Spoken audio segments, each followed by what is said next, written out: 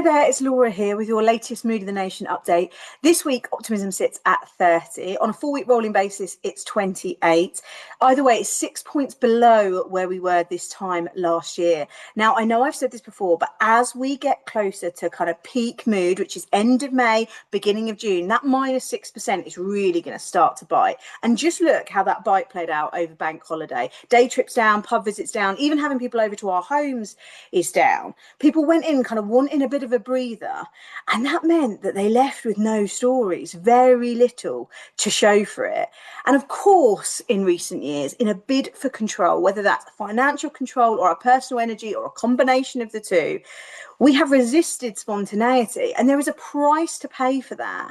We are feeling boring. Nearly half of us say life is boring, and that number is climbing.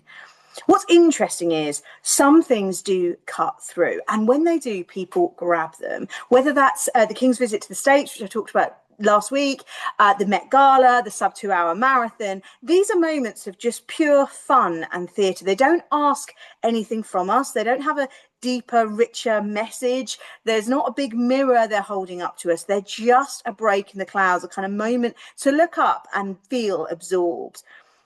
And it's interesting because at the moment we are so pulled inwards, a break in the clouds is really important. Here's a worrying example of how we're so pulled inwards. We're so fussed about now, we're not necessarily looking ahead. We've stopped watching what's coming.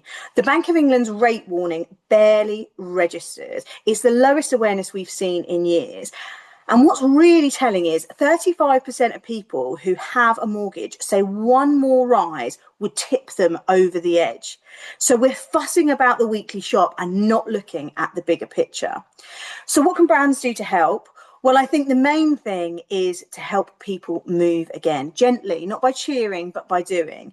Nobody wants false optimism. There's a world of difference between pretending everything's fine and just giving people nice reasons to look up. Show them what they're not seeing, the little breaks in the clouds, but also the things they're not seeing that could be coming for them. Flag the stuff that could bite them. 48% of people say they would love to see someone step up. Brands could absolutely be that someone.